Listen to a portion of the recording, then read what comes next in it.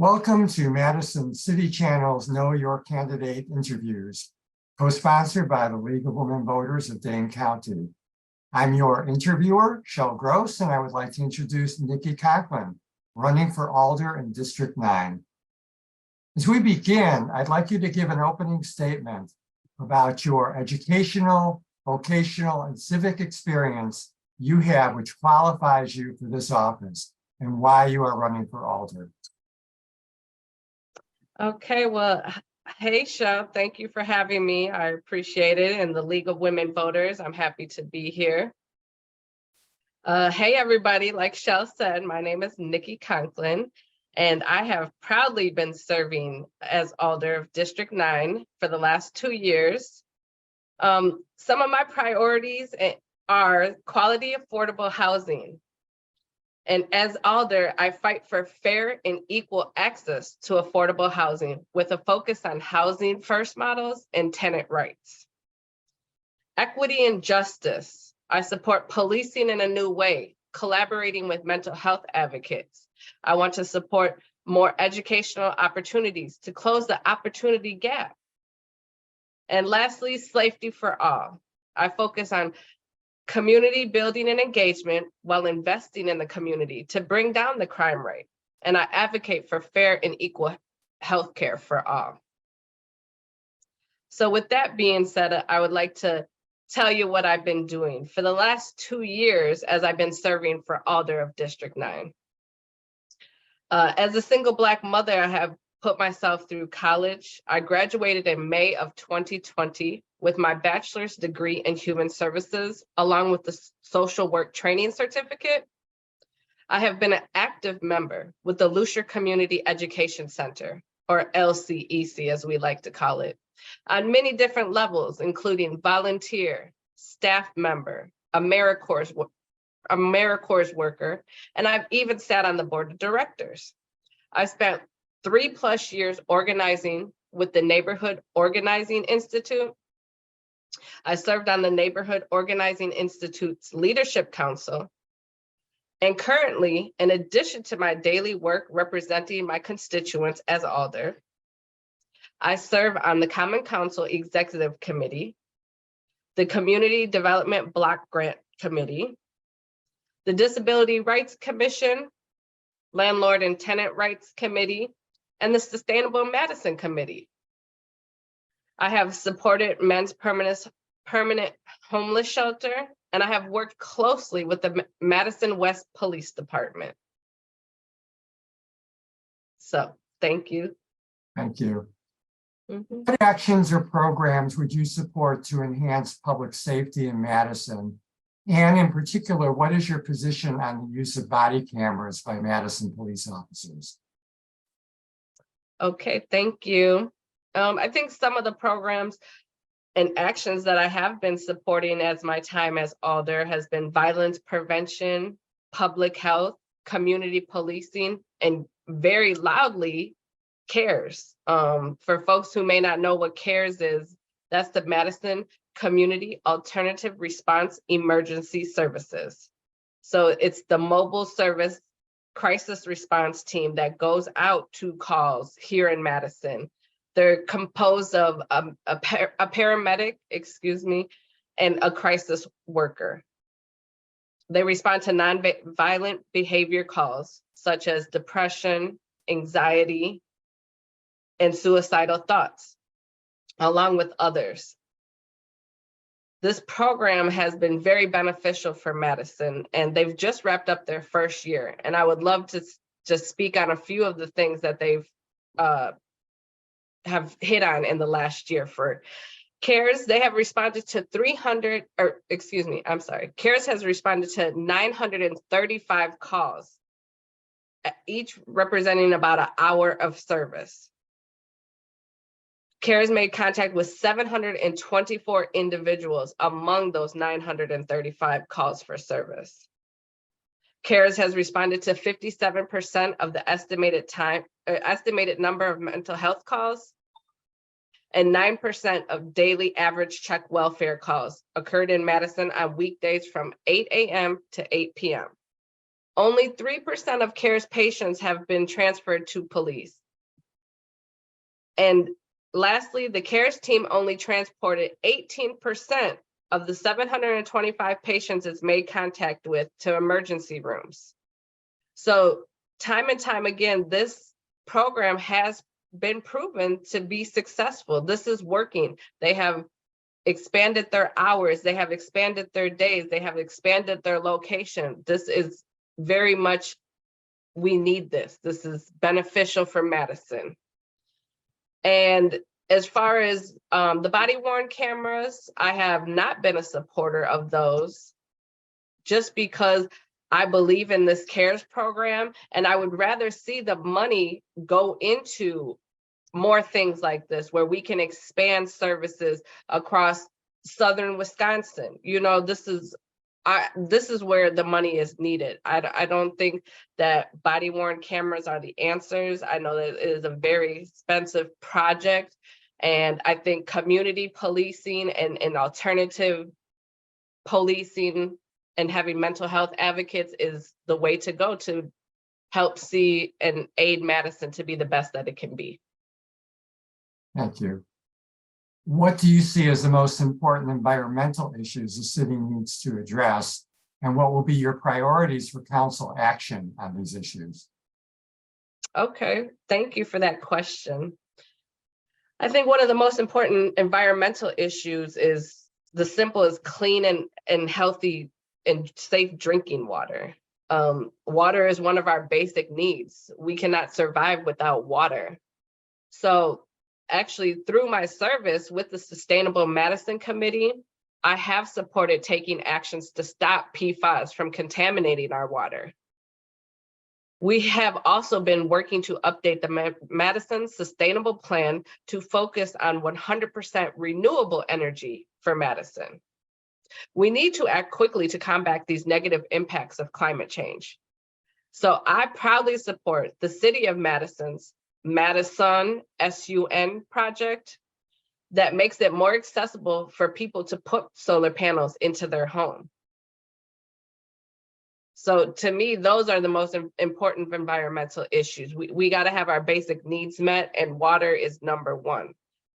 Everyone deserves clean and healthy and safe drinking water. So thank you.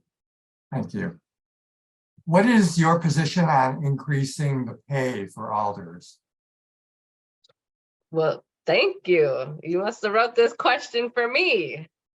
I have been a supporter of increasing the alder pay. You know, if I never did this job, I probably wouldn't know. But since I am in this job and I'm doing this job every day, I think we should pay folks for their time and their service accordingly. If we're doing the work, we should get paid. And the council needs people from different backgrounds, different genders, different education levels. We need folks with lived experiences. And it's incredibly difficult to get the voices that we so desperately need at this table if we're not willing to compensate them for the work that they're doing. This is a very demanding job. I mean, this literally, people work a full-time job and this other job that they think is part-time, but people put in full-time hours at this job. Morning meetings, night meetings, committees, boards, commissions. It's always something going on, and you know, there's always a need for having meetings and networking and getting to know the people of the community and the businesses. So it is a lot. I don't want to go on that. I invite anyone to please reach out to your alders and shadow them. Let's do alder for one day, because until you know this job, until you do this job, you don't know, you know, and everyone has their own perspective. So that's why I invite and welcome anybody to please come follow us, shadow us, and let's see what we do in a day, because it's something different every day, that's for sure. But yeah, I just want to make this job more equitable for people.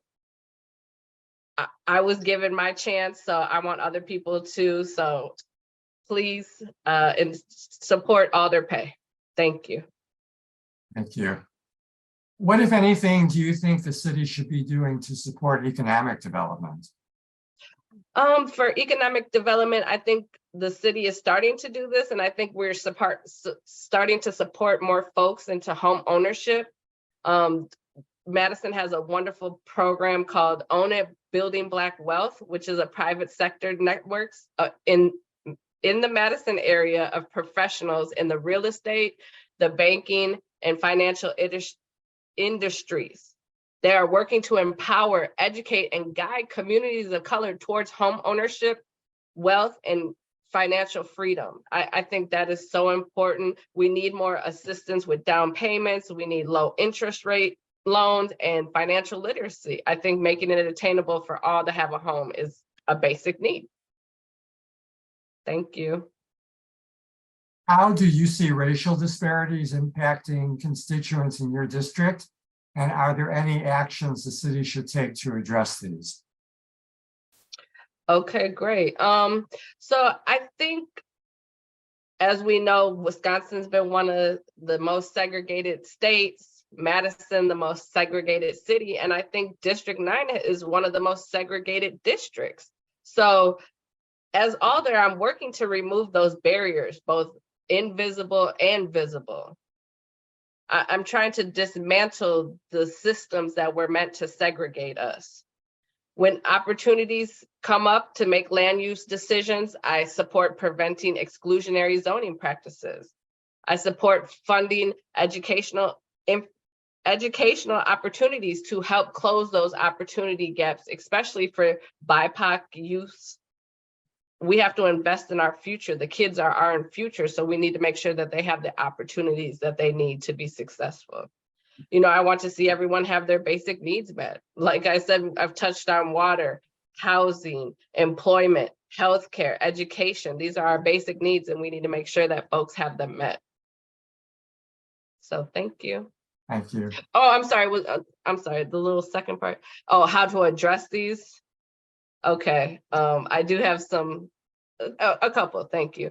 But, you know, just some solutions would be like fair and equal access to affordable housing, a focus on tenants' rights and environmental justice, increasing energy efficiency and incorporating rain gardens, green roofs, and solar panels. You know, I've spoken on policing in different ways, mental health advocates. We have to get to the root cause of the problem. We can't just keep putting a Band-Aid over it and expecting it not to open up again. So community building and engagement, fair and equal access to healthcare, and investing in our communities and breaking down stigmas around mental health. Thank you. Thank you. What are the most critical issues that you see facing the people in your district, and what would you propose to address these? Okay, yes, so I think some of the most important issues is the rapid growth of District 9 and as the city as a whole. Madison is growing at a very fast rate, and we have to make sure that we can house the people that are here and coming here in the next 20, 30 years. Affordable housing options, obviously the crime and safety of our district, and specifically for District 9 is a big topic is going to be the Sauk Creek Greenway. So I look forward to working with my constituents. I look forward to working with the city engineers and the department heads, the folks that are in charge of this. I look forward to engaging not only in my district, but the city on what's best for the city as a whole. And I choose to do my best work in believing I'm doing the best of what I believe for the city as a whole. So I'm looking forward to really working hard this year and engaging my community and being that voice for them, and hopefully bridging the gap that we can come to some sort of agreement to get the work done that needs to be done here in Madison. And finally, what would you like to say to the viewing audience as we complete this interview? Yes, I would like to say that healthy communities equal safe communities. I would love to be reelected and add upon the work that I've started on the council 2 years ago. I want to continue to represent my community and be their voice at the table. I will continue to engage and build relationships with my community, the city, and within city departments. I want to ask everyone to please check out nikki.vote. That's NIKKI, and please remember to vote for the primary election on February 21st. Thank you. I want to thank Nikki for speaking with us and the viewing audience for taking the time to know your candidates.